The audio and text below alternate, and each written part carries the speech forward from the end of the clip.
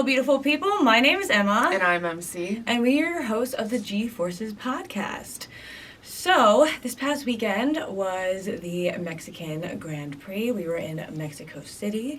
It was actually the first time where we actually had friends over to watch the race with us. None of them are into F1 whatsoever, but it was still fun to explain everything to them. We made it all Mexican themed, so we had some guac, we had some queso, we made very some white people margaritas. Yes. But because of that, we did not end up getting to record our episode like we normally do immediately after, because we all had one too many margaritas. We got swifty. And so we're recording this probably the day that you're gonna listen to it. Ass crack of dawn today. Not really the ass crack of dawn. It's 7:55 a.m. our time, so it's really not that bad. For me, it's the ass Yeah, crack I've been up dawn. for like 2 hours already. Yeah. Even more than that. But because we had people over, we weren't watching every single detail of the race. So we have kind of some highlights of the weekend that we're going to go over. We might miss some stuff, but we're going to talk about the stuff that we really want to talk about. Yeah. Yeah, we're doing more of like a high level Yeah. review this week, which I would say so. I think always ends up happening.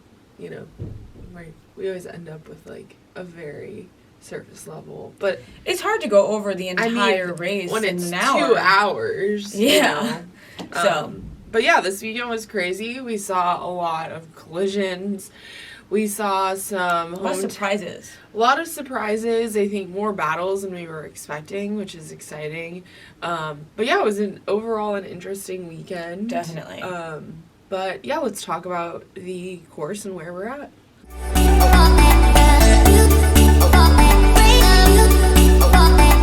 Alright, so the Mexican City Grand Prix, the official name is the Formula One Gran Premio de la Ciudad de Mexico 2023. That was the Your worst accent pronunciation. was incredible. Our Spanish grandma is rolling over in her grave. My high school Spanish is really coming out strong this weekend. Love that public school education. It was amazing. So the location is obviously Mexico City, Mexico. The track name is the Autodromo Hermanos Rodriguez. If you guys listened into the last episode, we spoke about one Rodriguez brother. We're going to go over the other one eventually. But if you want to know more about why it's called the Brothers Rodriguez, go and listen to our last episode. So this was built in 1959, and the first F1 Grand Prix, it was in 1963, but they did have a non-championship race in 1962. So, their first official race was 1963, but their actual first, F1 car race was 62.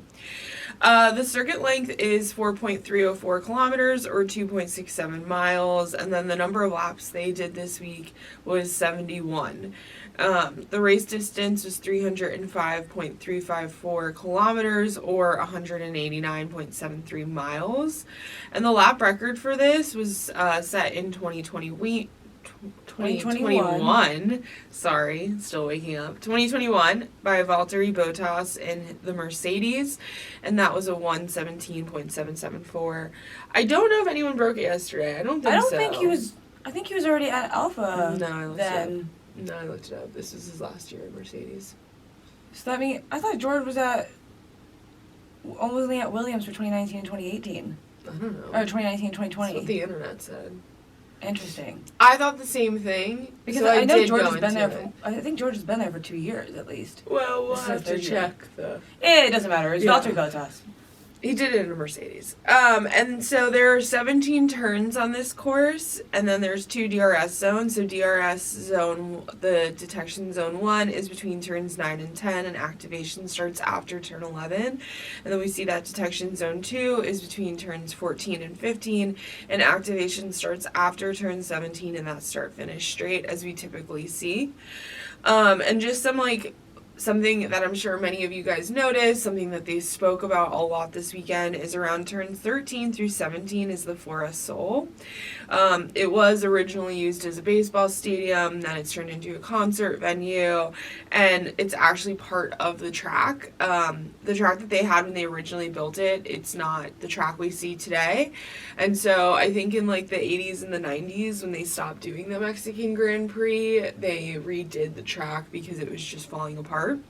And so you'll actually see, I think it's about 30,000 people can be in it, but it's this stadium that you see the drivers go through.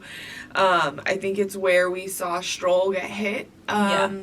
So, yeah, I thought it was really cool to know that. I think it's a really cool spectator spot. Yeah, I mean, it is around some slow-moving corners, so it's not the most exciting, and you're not going to get the most amount of speed.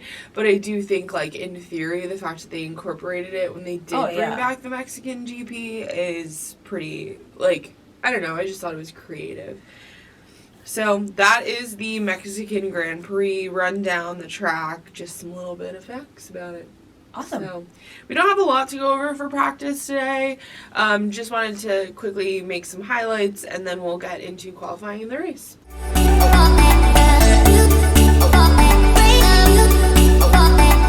Alright, so for free practice 1, there was just 2 things that we noticed that we thought was important to make note of for you guys. So Pirelli was testing tires during free practice 1. So we saw that, as we talked before, that T was on the screen. The drivers were testing it out. I think it was just Pirelli doesn't have a lot of chances to test out new tire compounds, so they were able to do it this weekend. I think it was a version of the C4 tire that they were testing out. The reason why Pirelli doesn't have a lot of chances to test tires is because obviously teams don't want other teams to have more time in the car, and so they basically have to do their tire testing during practice sessions if they want to test them on the current cars. If not, they have to test them on older cars. Yeah. So. And I think Pirelli you see the same thing with the rookies, where there's just there's not enough time in these Formula 1 cars. And so free practice 1, we also saw 5 rookies out on the grid. They were 5 of the reserve drivers, so I'm just going to I'm going to butcher their name. One of them is very French. I can say it. All right, so driving in the Alfa Romeo is... I think it's pronounced... I mean, if we're going to say said this really confidently. I'm pretty sure it's Theo Pocher, but Pocher. If you're... I mean, at the same time, if you think of, Timothy Chalamet's name, if you're going to say it in French, it's Timothée. So, I don't know if it's Theo or something like that. Anyways. Well, yeah, so he was in the Alfa Romeo. Obviously, he's French. Ollie Behrman was in the Haas. Isaac Hadjar was in the AlphaTauri and had a very, very adorable audio at the end of the session, basically talking about how it was the best day of his life. Jack Doohan, not friend of the pod, but friend of F1 TV. He was in the Alpine, and Frederick Vesey was in the Mercedes. So it was kind of cool. I think, obviously, it was a very cool experience for the rookie drivers, but to just kind of see some guys that we haven't been able to see on the F1 grid before. And, yeah, I think you just you can tell that there's just none of them get enough time in these cars. Well, yeah, and so... The reason why they were driving during free practice 1 is because I think the rule was introduced a couple years ago. So each car, each F1 car has to be given to a rookie driver for 1 practice session throughout the season. And is it just 1? For some reason, I thought they had to do a minimum of 2. But everyone this weekend was saying 1, so I don't know if we're getting things mixed up. But that's why all of these cars were being driven by rookies this past weekend. And not only does it give a chance for the rookies to just get a chance, practice driving in an F1 car, but it also gives the teams a chance to take a look at the drivers and see how they're doing in the cars. Well, I also think it's it's a moment to have fresh eyes in the car to kind of see issues and whatnot, to give feedback. But then it's also kind of it's a big deal for them. It's a moment where these F1 teams can kind of see this unknown, talent. I mean, not unknown, but if you get a chance to test a car, you're basically in the running for a potential F1 seat eventually, I feel like. Yeah. They wouldn't give you a test if they weren't okay, there's a possibility that you could be in a seat on a team at some point within the next few years. Yeah. So I wouldn't be surprised if the majority of these names, we see them again on the grid in a few years once seats open up. We were very sad to hear that Jack Doohan is not going to be racing in F2 next year, which is really sad because we haven't watched F2 yet, but our plan was to get into F2 going into next season. Yeah. And we've seen Jack Doohan a bunch with him going on and being a commentator with F1 TV. And so we were super excited to go and watch him, and then seeing that he's not going to be in F2 is a little sad. But the rookie who ended up doing the best in the practice session, again, your placement in a practice session doesn't really matter because it depends on what practice plan you have. But the rookie who ended up placing the best in a practice session was Ollie Behrman, and I think he might be the youngest out of that group, or maybe the second youngest. And he was in the Haas, which is not the best car out of the group that was driving. So it was very interesting to see where he was placing. Yeah, it also was kind of a bit of a bummer because we saw Theo struggle with the Alfa Romeo, but it wasn't him. There were issues with the car. Yeah. So I don't think he actually did get like a full lap time in because he kept having to go in. But you know what? His butt was in a seat, and I think at the end of the day, his name was there. Yeah, that's all that matters. I think it was also very interesting to see because we were always told that the cars are difficult to drive. And no other car is going to prepare you for an F1 car. It was very interesting, I thought, to watch the rookies drive the F1 cars, especially around those slow turns, those low-speed corners. They were struggling with the grip of the car because it's so different than what you're used to. Well, and something that they were discussing while we were watching was that, like, they were put out on FP1. The track is very clean. There's not a lot of rubber on the track. So, like, they were on fresh tires on a fresh track in a car that they've never driven before. So I think the learning curve was evident, but still a cool aspect of the weekend that I thought was important to kind of definitely. So now we are going to go into qualifying.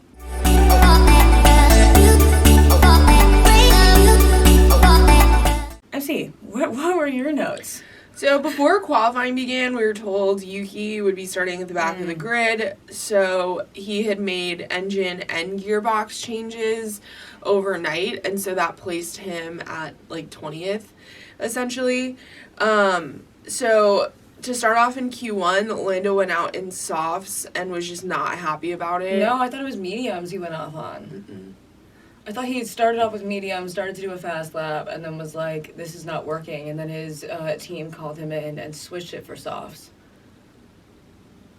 It doesn't really matter at the end of the day. He was on a tire that he was not happy about. Whether it's soft or mediums, he wasn't happy. But McLaren did call him in before the end of his first fast lap, and so then he had to get his tires changed and something else. And by the time that he went out to do his second lap, he was about to. He started his second fast lap right when the clock was about to go out. Mm-mm. No, it was Fernando Alonso. Fernando Alonso made this like weird slow speed spin that like everyone was confused about, and so a yellow flag was lifted, and like we've talked before when we go on over the flags, the yellow flags, like the marshals have to see that you've slowed down, and so at that point, like when a yellow flag is waved, I don't know, the drivers a lot of times will have to abandon that lap that they're doing. Yeah, you cannot overtake under a yellow flag. And so because of that, we saw Lando Norris didn't set a time that he was happy with. Logan Sargent didn't get to set a proper time. I think Lewis Hamilton and one other car were being investigated because they didn't slow down enough during the yellow flag. So it was honestly a bit of a shit show at the end because I think you saw this need for certain people to set a better time, and they just never got that opportunity. Yeah, and in some of their defense, so Logan Sargent actually, after qualifying, we found out that he was given a 10-place grid penalty, and he had qualified P20. Where the hell was he going to go? And so when we saw that, we were like, what are they going to do? Make him back up 10 spots behind everybody else? Like, literally start P30? And I actually want to take a second to read some of the Instagram comments under Sky Sports' Instagram. Yeah, we were cackling at this because it just... I understand the penalty needs to be put in place. And honestly, I'm assuming it's due to the fact that, like, we've seen grid change-ups happen before. But it was just, like, how much further back do you expect the kid to start? Like, there were certain comments that were like, he's starting from the Coda racetrack. Like, literally. Starting from Texas. So, some of the comments were, I've never seen anyone start P30 before. Bro starts the race on Monday. Bro gonna start the Mexican GP at the Brazil GP. This one, I felt so bad. FIA love massive penalties for the drivers at the bottom of the grid. It's like watching a high school bully pick on the first years. Like, it's just, it was so bad. I felt so bad for him. And when you watch his driver cam, the flags from his perspective are not even remotely clear. So at one angle it looks like it is a green flag, and then you go up like 3 feet and then it looks like almost a white, but it could be yellow, and then you go another couple of feet up and it looks green again. And so in his defense, it doesn't look like it's a solid yellow flag. Well, and I also think it's the perspective of, like, remember how much these guys are having to compute within this time. They're not only driving their car, they're having to be aware of their surroundings so that they don't hit another car, but then on top of that, they're having to look at the flags to understand, because, you know, obviously their teams are going to let them know, but the flags are going to be faster. They're the ultimate sign. And so it's just that understanding of, like, holy crap, these guys are... There's so much in their brain that they have to focus on, and I think you saw that this weekend in qualifying. Yeah. So in Q1, Esteban Ocon was knocked out, Kevin Magnussen, Lance Stroll, Logan Sargent, and unfortunately we did see Lando Norris knocked out for the first time in a long time. Oh, since we've started watching. So then Q2, Max stayed at the top with Danny Rick staying in the top as well. We saw a really strong performance from Danny Ricciardo this weekend. Yeah, the Daniel Ricciardo of old was back. Yeah, I mean... Not 100%, but like... I just think we saw an aspect of confidence within his driving that we didn't see the last few. And he seems calm. Mm-hmm. Yeah. Like, he seems mentally prepared and ready to go. There's also, he's bringing, and I'm not saying this as an insult to Yuki, but I feel like he's bringing this competitive edge that AlphaTauri has needed. Yeah. And I think he's just, like, unfortunately, it's at the very end of the freaking season, but, like, he's getting his groove back. So, I'm excited. I think we finally saw the Danny Rick that people have talked about from his Red Bull days. Yeah. I will be interested for this upcoming weekend in Brazil when Yuki is actually able to, like, qualify properly, because I think that also Danny ended up finishing really well in the race and Yuki was doing okay, but Yuki did have to start, like, all the way in the back of the grid, so we don't really know speed-wise how they're going to compare, so I think that will be interesting. Yeah. Another person we saw that didn't have as much success as Danny Rick, but we wanted as much success, Alex Albon struggled with the car.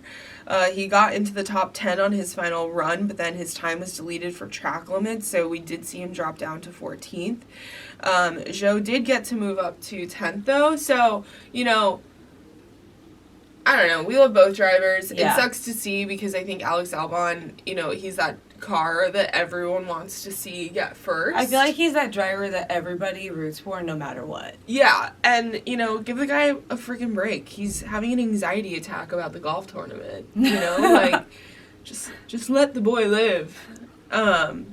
So, knocked out in Q2 was Pierre Gasly, Nico Hülkenberg, Fernando Alonso, Alex Albon, and Yuki Tsunoda. I don't even think Yuki really went out in Q2. Because no, so the only things that Yuki was doing during Q1 and Q2... He was helping Danny Rick with those slipstreams. Yeah, so he was towing Danny to try and get Danny into Q3, and then Danny ended up qualifying really well, so he qualified based on merit. But, I mean, it always helps to get a tow if you can. Yeah. So I thought that was a very smart move strategically for them. Yeah, I thought it was something, obviously, other cars have done, but I don't think we've seen it so, like, starkly obvious before since we started watching. So it was just, like, a cool kind of strategic aspect that I Teamwork. think AlphaTauri, I think they made the right call right there. So Q3 tossed things up a little bit.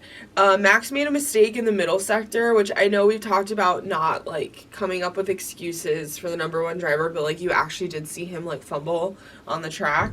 And so both Ferraris we saw secure the top two positions. Because going out in their final runs, like, no one could improve. I think when Max made the mistake, he kind of told his engineers, hey, we got to check the floor. There might be some damage. Yeah. And so we didn't really see anyone, move up. It was absolutely shocking to see both Ferraris end up in P1, P2, because the Ferraris, no one expected them to be good this weekend, and they even were shocked. Like, Charles was like, I don't know how we got here, but we're here. This is the first front row lockout for Ferrari since the 2022 Monaco GP. Yeah, that's wild. So it's been quite a while. Yeah. Obviously not like eons, but it's still. I mean, we've seen how many Red Bull lockouts, and then just so just another thing, Ricciardo was consistently in the top 5 of all of the qualifying. So, like Emma said, he did have that help with Yuki, but he did gain that spot on merit. So it was really just, like, it was kind of nice to see a car that has, like, really struggled, in the top 5. In the top 5. Yeah. So the grid order, I'm just going to quickly go over the top 10. The grid order was Leclerc and Sainz in that first 2 spots. Then we saw Max in 3rd, Ricciardo in 4th, Checo in 5th, Hamilton in 6th, Piastri in 7th, George Russell in 8th, Bottas in 9th, and Zhou in 10th. So yeah, that's the top 10 starting grid. So we had some upsets. We have Lando starting in the lower 5. Yeah. Yuki starting at the end. So yeah, that was qualifying. Yeah. A lot happened, a lot didn't happen, but still interesting to see Max not secure that number 1 pole position. Yeah. But happy for the Ferraris. Yeah, I think it was something no one was really expecting. I almost think they needed it. I made this comment and I feel bad because, I don't feel bad. It's not like my opinions are going to affect these people. But, like, I've been forgetting about Charles. Yeah. Charles drives and he's like, yeah, he's in the top 5, but, like, Charles qualifies really well, and he'll end up in the top 5, but, like, I don't think, for some reason, I feel like in the past couple races, he's been in, like, 4th or 5th place, but he hasn't been battling a ton. Like, he'll get past, like, once or twice. I don't want to go to the point of saying boring. I just think that he's been kind of stuck in a gap. Like, he'll have 10 seconds ahead of him as the next person, and then 10 seconds behind him is the next person. Well, so, like, he's just kind of driving to the end. I also do see, like, we have seen him start at the front, and then just, like, he has it for a little bit, and then his tires just, like, shit the bed, or something happens in the car. Fun fact, actually, Max Verstappen has won more when Charles is on pole than when Charles is on pole for himself. So, like, Max wins more often when Charles is on pole, where Charles loses more often when he's on pole. Wow. Kind of sucks for Charles. It's a sad statistic for Charles. I mean, it happens. Yeah. But I don't know. I feel like I'm excited for the Ferraris that they started on pole, but yeah, I've just unfortunately, like, I feel like he's just been driving. Yeah.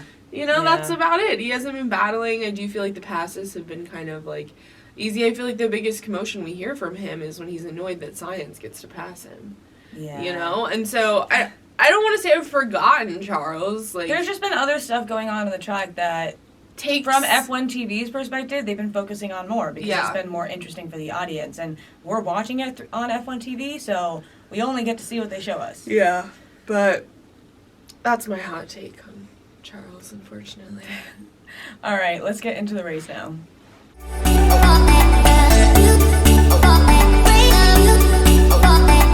For the start of the Mexican Grand Prix, the start has a long straight and then it has a quick, it's a kind of a tight turn. Yeah, too tight. It's almost like, it's a chicane, I would say, because it's 1-2 really quickly. Yeah.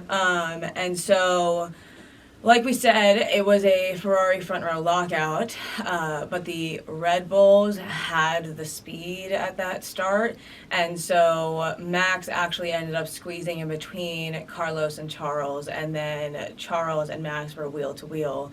And because the Red Bulls had the speed, we saw Checo go on the outside of Charles, and we saw somebody else make this move later on in the race, and it just was not the move. Checo ended up turning in a little bit too early and squeezing Charles, and there was literally nowhere for Charles to go. He cut turn 1 too tight, and he's done it before in other races where he cuts the turns really tight. And I don't know if it's just the spatial awareness isn't there. I don't know if it's just he thinks, I have a Red Bull. I don't know if he saw. I don't think he knew that Max was on the other side of Charles. Listen, it's a start. It's chaos. So I think in the start, people black out and are like, I just need to get ahead. And so Checo ended up colliding with Charles and literally flying off the track. The car caught somewhere. And he had enough damage, Checo, that he actually ended up ritiring at that lap. And Charles had some damage as well. You could actually see his front end plate on his front wing. You saw it hanging off, and so there was a yellow flag because of Checo going off and some of the debris. And so I think that was when Charles actually went in to get a new front wing. I think Charles went in and then he was cleared to continue racing, but it was, you think that the Ferrari fans are something to reckon with, in terms of volume and just passion. The Mexican fans level. I don't think we've ever seen fandom like the Mexican fans and their love for Checo, which is understandable. It's the hometown hero. You see it everywhere. But unfortunately, he cut that turn 1 way too tight. And you never want people to do poorly at their home race. You always want people to succeed. And so it sucked seeing him. It was definitely so early. A bummer, and you could tell by his body language when he was getting out of the car. Upset. There was visible it sucks. Yeah. But especially with the rumors of his seat being at risk. Yeah, there's so many rumors flying around right now about Checo and the way he has to perform, and so who knows what's true. Obviously, that pressure, I think, is constantly on the drivers to perform well. We saw it in college sports. You know, if you don't perform well, you get cut. And so I think it was definitely a damper for not only the fans, but for Red Bull and Checo himself. I would agree. Not really what he needed. No. So then we're going to skip ahead to, lap 8. Yuki tries to overtake K-Mag, but is late on the brakes and goes over the grass. I'm pretty sure it was at turn 1, actually. And so Yuki would have had to give the position back, but Magnussen came out of that turn ahead of him. And so there was a quick yellow flag because Yuki had gone off, but then he was back on immediately and was fine. And then skip ahead to lap 11, and Lewis actually passes Daniel Ricciardo at this point, so Danny was able to hold off Lewis for the first 11 laps. I think everybody was just kind of rooting for Danny to do well, considering how he qualified and the history of the past few years, just wanting to see him succeed. Then we get up to lap 20, and my notes for lap 20 was, everybody was on mediums except for Albon, Ocon, Norris, Tsunoda, who were all on hard, so they had all pitted. Everybody had started on mediums except for Lando, who started on softs. I think Lando's idea was he was going to try and jump ahead in the start.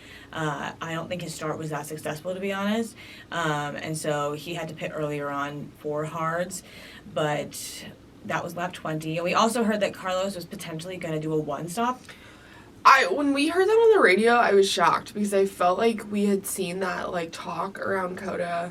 Obviously, and then it didn't work out. One stops are always an interesting move, I feel like. Yeah. So. Yeah.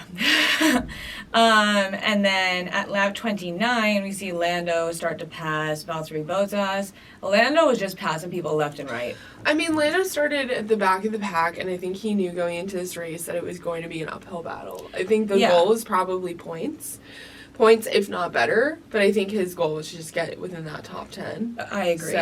And during his post-quali interview when he was talking to one of the commentators, he did say because I think the interviewer was like, "So, do you think you'll go back at all?" And he was like, "Well, it's kind of hard to go back, considering I'm starting like P19." Yeah. So he ended up just passing so many cars throughout the race.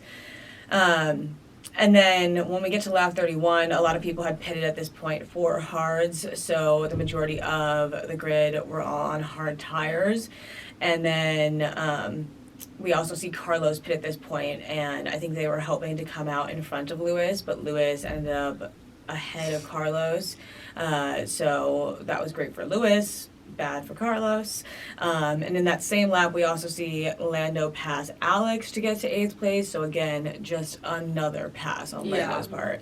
And then this is the wild part. Lap it's like 33. the beginning of the end, I feel like. Yeah. Like, from lap 33 on, it was just kind of like the bad luck.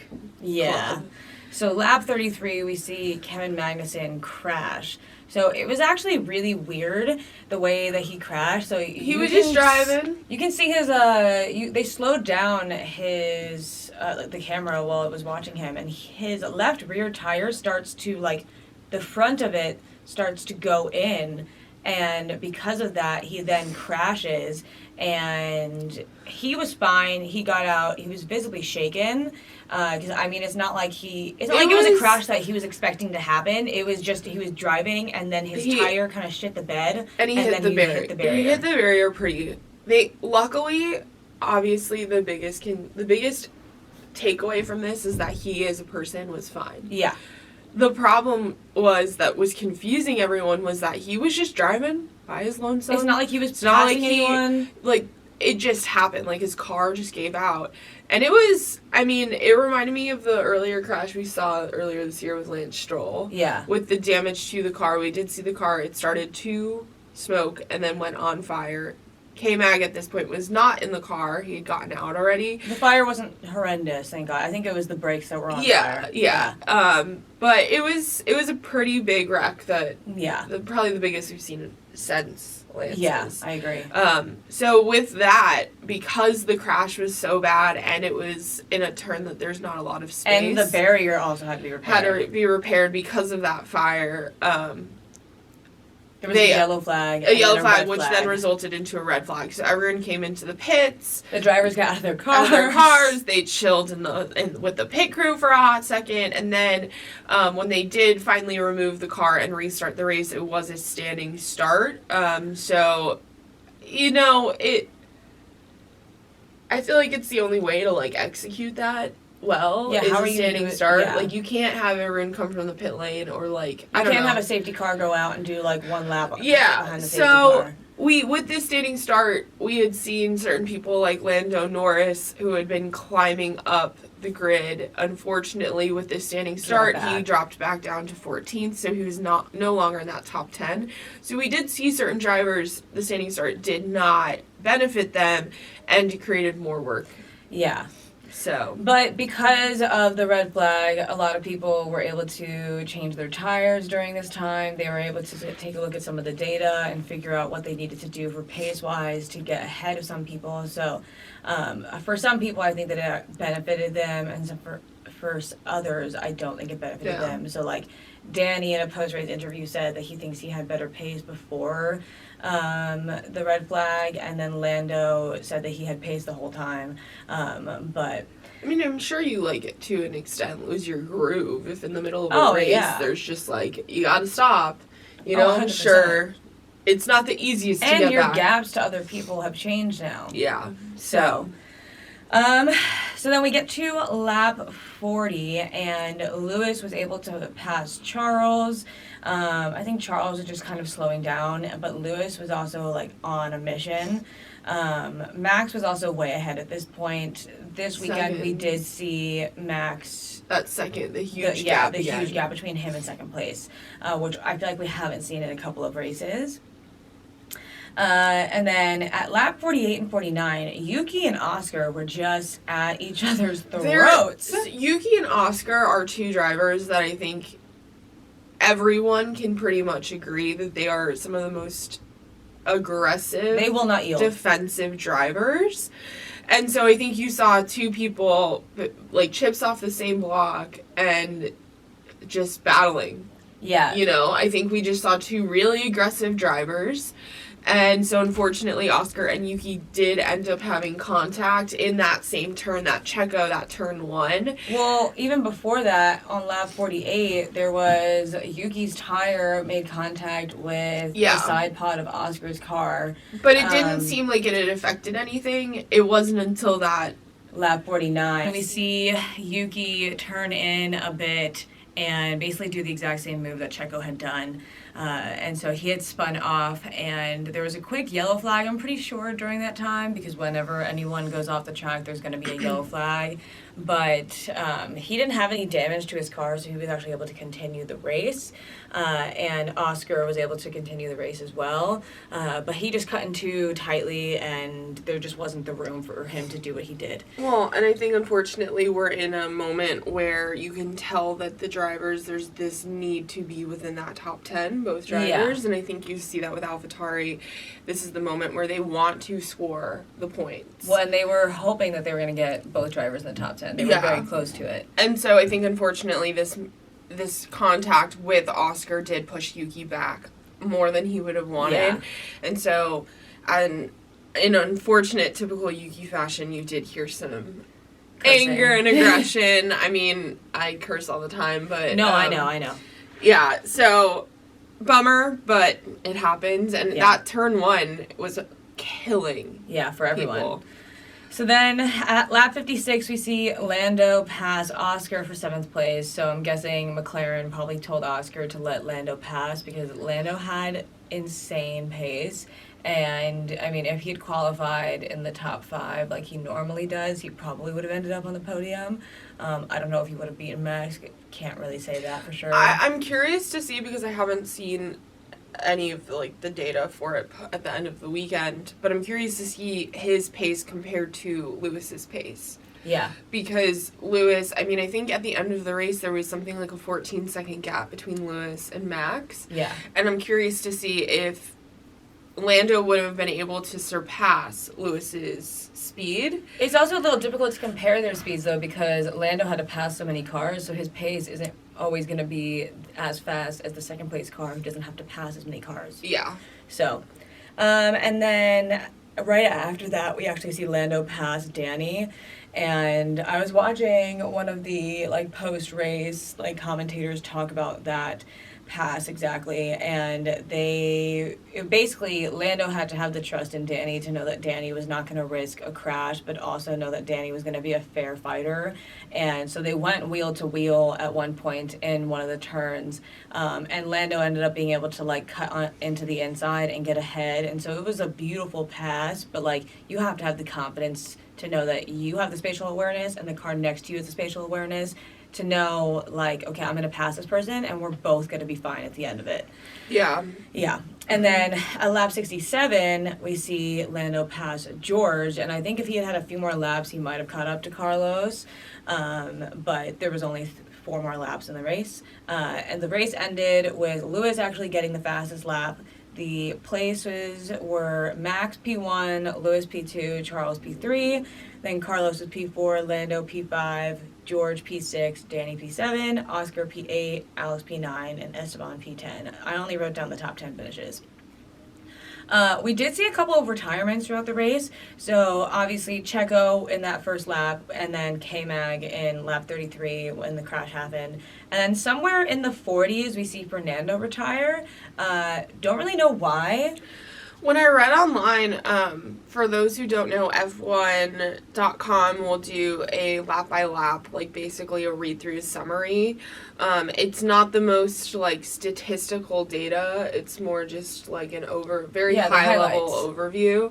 But within it, it didn't mention why or what happened with Alonso. So I'm not exactly sure why his car was retired.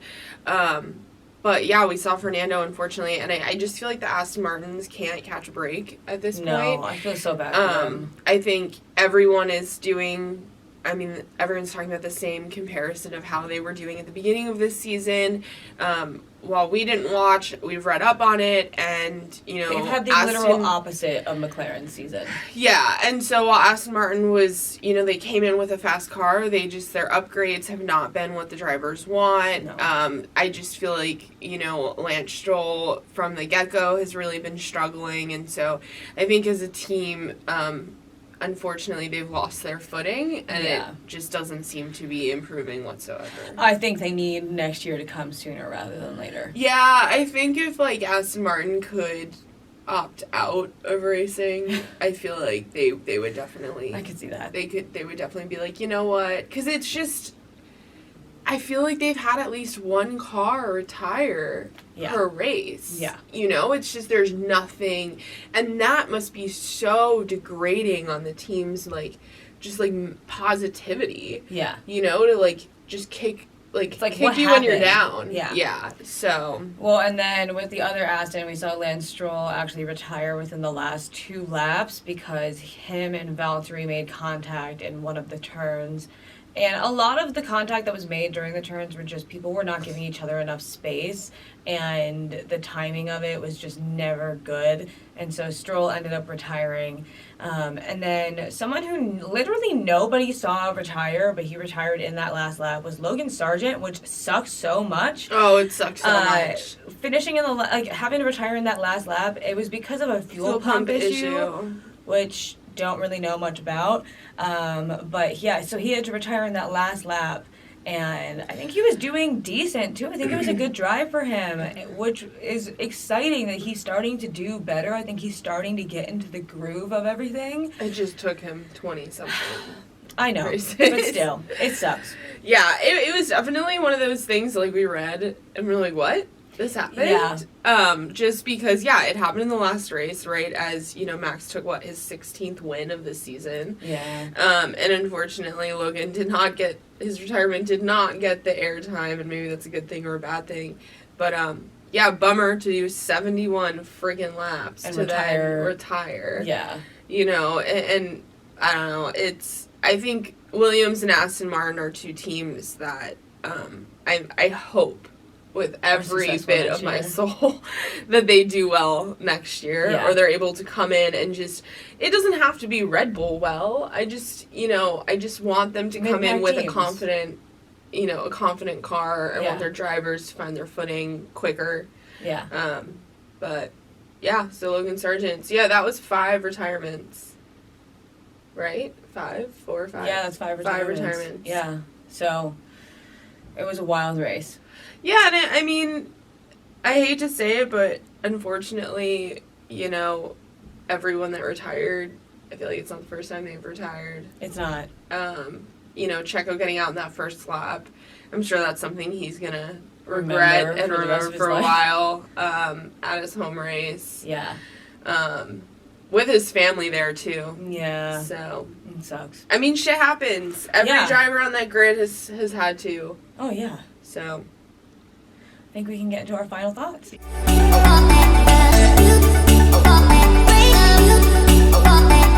One of the things that we did not bring up, actually, when we were talking about qualifying, that is part of my final thoughts of the weekend.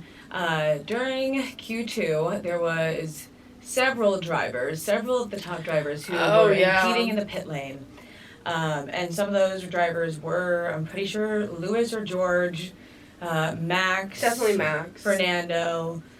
And so at Singapore, Max did that, and afterwards, the FIA came out and was like, we regret not giving him a penalty for doing that because it's against the rules.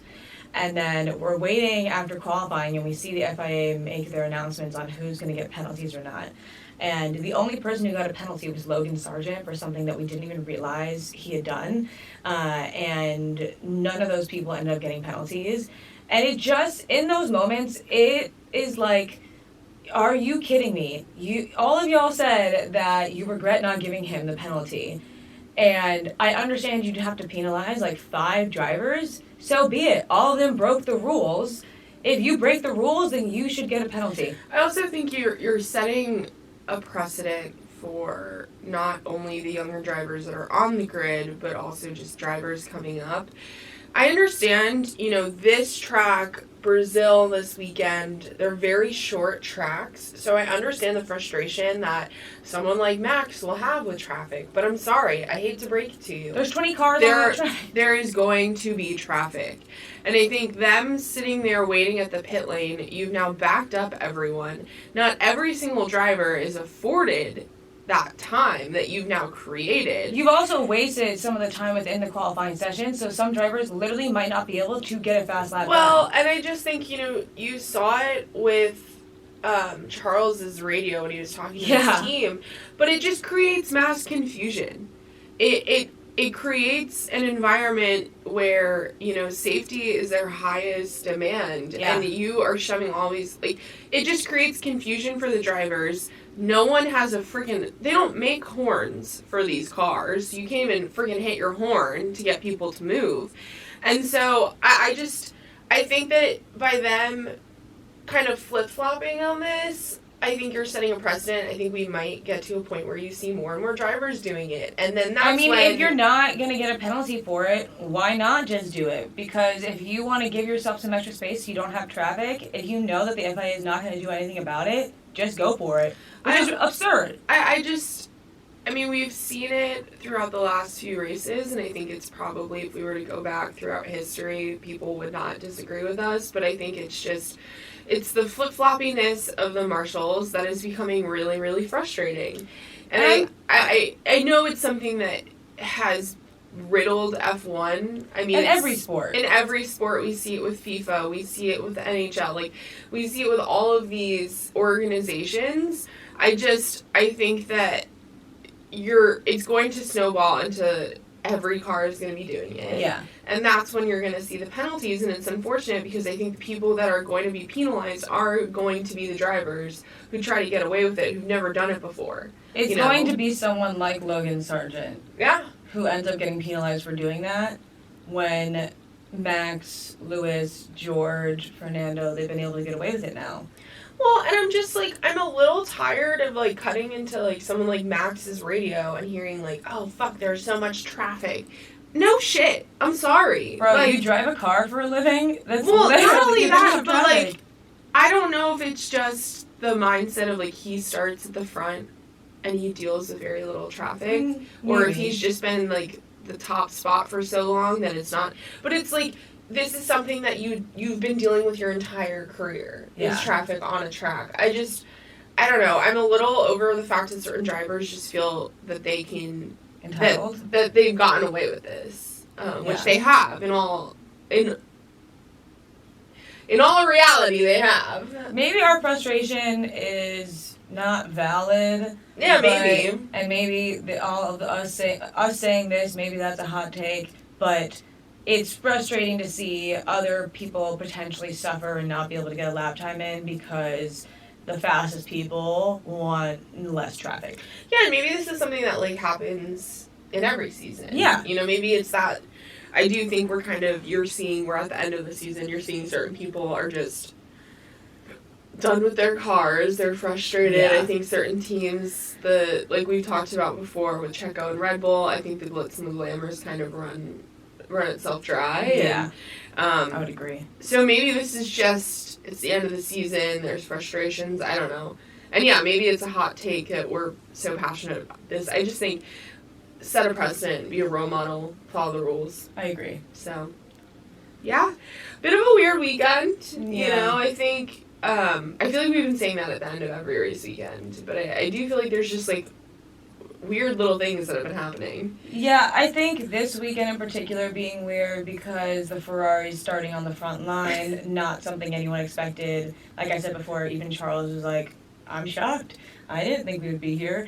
I think the shocking takeaway from qualifying was that final lap where you didn't see improvement. Anyone improve at all. And I think, yes, I understand Max made, the mistake, but I think I was shocked to not see improvement from the Red Bulls. I think it's moments like that show you that one tiny mistake can cost you 1/10 of a second.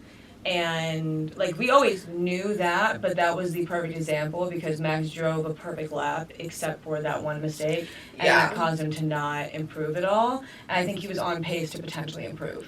Yeah, I think that as someone new to the sport, I think there was a lot of things that we have spoken about on the podcast that in theory we know is happening, but I think visually this weekend we were able to really see certain, technicalities or just little mistakes and the value of a second. I think we were able as viewers to really see it this weekend, which I thought was really cool. I don't know, maybe it's because it's a shorter track. Yeah. Next weekend, or not next weekend, this coming up weekend, Brazil is another, very short track. Okay. So I don't know if it's just... And we're also, this is the middle race of a triple header. Yeah. Because we're seeing, the drivers and the teams push themselves. Yeah. They're now... getting tired. I mean, they're now going to their... Third race in a row. Third race, probably fourth country for some of them. Yeah. If not more. It's probably their fourth or fifth city. Like, it's a lot right now for teams and drivers. And so, this triple header is definitely going to be interesting to see how this coming up weekend. I agree. How the dust falls. I agree.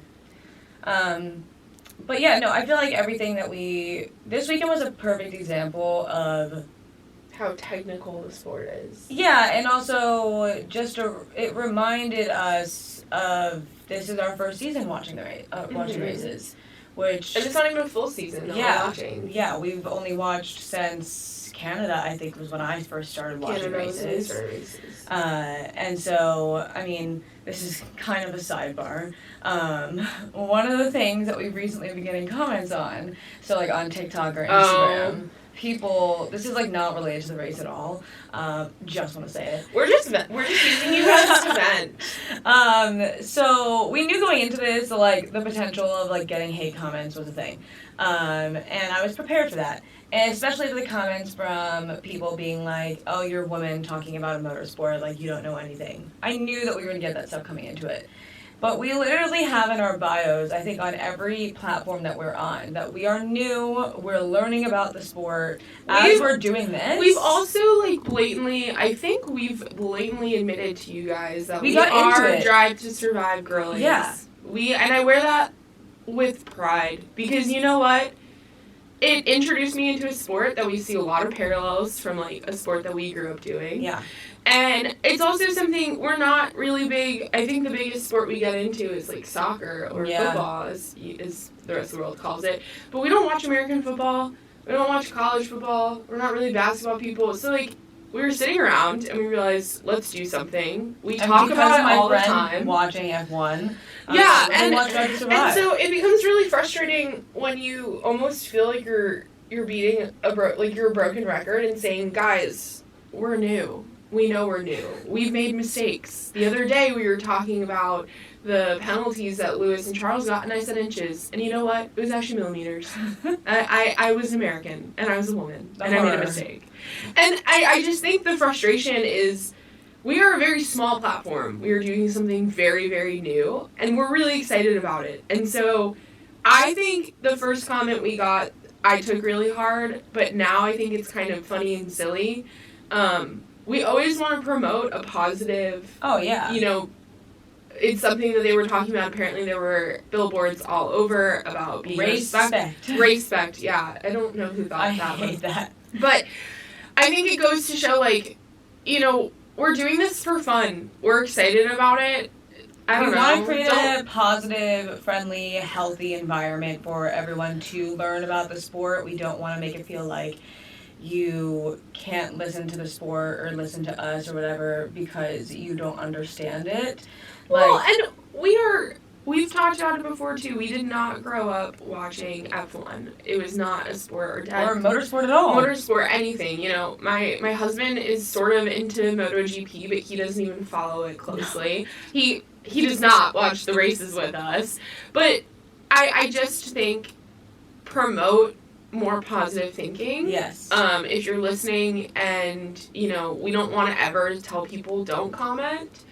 go for it. Go you for know? it. Comment. If you want to be, one of the first comments that we ever got, like hate comments, was on a TikTok clip that we had about our driver of the week for the Japanese Grand Prix. Yeah, it was our driver of the week for the Japanese Grand Prix, and someone was like, clearly y'all are like Drive to Survive fans. Which I took personally because I put, I could probably put a lot more effort into my research, but we take time out of our days to do this. We have 9 to 5 jobs. And I got discouraged because it was a comment on one of my segments that I do for, I do the drivers, Emma does the parts. And it was just a bummer because it was like, wow, I put all this time and effort. And some guy didn't even clearly watch the clip because you were talking about a driver from the 90s. Netflix was not filming, just so everyone knows. They were not doing Drive to Survive in the 90s. Yeah. And yeah, it's just a bummer. So yeah, you actually even made a nicer comment than it was. It was like nobody cares DTS fans. Oh yeah, and it was like, first of all, yeah, we do watch Drive to Survive. Okay, well, and then like we're not even talking about a current driver. Like why are you hating on this right now? It made no sense. And since we've gotten comments of like y'all knew, or like you guys are clearly newer to the sport. Yeah, we've talked about that. We are just the whole reason why we started the podcast in the first place. Because we literally knew nothing. And we were like, we want to create a platform so people can understand and learn the sport without feeling stupid. Yeah. And I don't think anyone has ever made us feel stupid. No. And I will say there is a really positive community of F1 creators that I will say. These comments are so far and few between because we are still a very budding new podcast. Yeah. But I think it's just, don't hate on us if you're not even understanding what we're doing. Yeah. And, if we give off vibes that we're new, guess what? We are. And the drivers themselves have commented on the fact that, Drive to Survive at first was a weird concept to them, but then now they're really grateful for it because I don't know how popular F1 would be without it now. It's a very, very expensive sport, and we came from a very expensive sport growing up that didn't have, you can't become a professional rower. You can go to the Olympics, but there's no, people aren't sitting there watching boat races, as much as I loved the sport growing up, but it's a really, really expensive sport, and so to have this kind of not only this TV show that's bringing in more people, but I mean the spectators, the crowds, and the drivers have been commenting on it that there are a lot of new people, but the drivers, I don't think the rivalries are the same that you get with opposing teams. No. These are some of them are men, a lot of them are just still kids. I don't say children, they're just they're really young. And to sit there and to pit them online against each other, or to sit there and, a woman gets interested into motorsport, and maybe I'm generalizing it too much, but it's let people enjoy it. Like I said, I think 2 episodes ago, there's so much going on in this world that is so negative right now that, if F1 creates that escapism for people, let it be positive. Let's keep it a positive community, and let's enjoy the fact that, there are so many of us that are new to this sport that are discovering it. And we want to bring the history and the knowledge that we're learning to you guys. Because, again, like we've said before, we are new. We are new. And that is okay. At the end of the day, just enjoy the sport. You can listen to podcasts and not send hate. You can watch the sport and not boo the drivers because you're unhappy who's on the podium, which I will never understand why people do that. I get it too, not the booing, but I think I understand, a lot of people, I think about sports franchises, I think about the love and passion that people have for the Eagles, but I think it's just... At the end of the day, they're still human beings, booing one driver because they got first or second place, It's listen, ridiculous. We understand that there are superstar sports people that they put themselves out and they're going to get the hate. People can say the same thing about us. We put our voices out on the internet, and the hate, we understand that it's going to happen. Yeah. And it's not going to stop, and that's not okay, but we're not naive to this. I think it's not even acknowledged what we're creating. It's just negativity, but then we don't have time for that. We do get lots of positive comments and positive feedback, and we always appreciate that stuff. Oh my God! And if you have constructive criticism, we love that because we want to make the best podcast possible for all of y'all. Yeah, we want to just be able to bring as much like education about the sport as we're learning, as we're trying to learn. And not only that, but there, like I've said before, there are so many drivers that have been through the F1 world, and we just kind of want to expand on our knowledge. Yeah. And we hope we're doing the same for all of you lovely listeners. So, now that we've gone on like a 12-minute rant about hate comments, and I'm sure this will be like clipped and people will be like, these crazy, like, they've got 200 followers. I know. I think we can end it here. We do have an episode coming out on Thursday that's like a get ready for the Brazilian Grand Prix. And then we actually, instead of our normal like recap episode after the Brazilian Grand Prix that would normally come out Monday night, it's probably not going to come out until like Wednesday night because I don't land back in America. Emma's going on her big girl trip. Yeah. So I don't land back in America until like Tuesday night, so we're going to have to record our episode Wednesday afternoon after work and then edit it as soon as quick as possible and upload it. So our uploads are going to be a little out of order over the next, like, well, not out of order, they're just going to be later than normal. So just expect that. And we will be posting on social media, so you will know when the episodes are coming out. This is a perfect example, if you haven't, to set up notifications for when we do post new episodes. Make sure to subscribe to it so that you get notifications. Hit that bell, whatever the things they say. Check out all of our social media, Instagram, TikTok, and I think that's it. So, bye guys. Bye.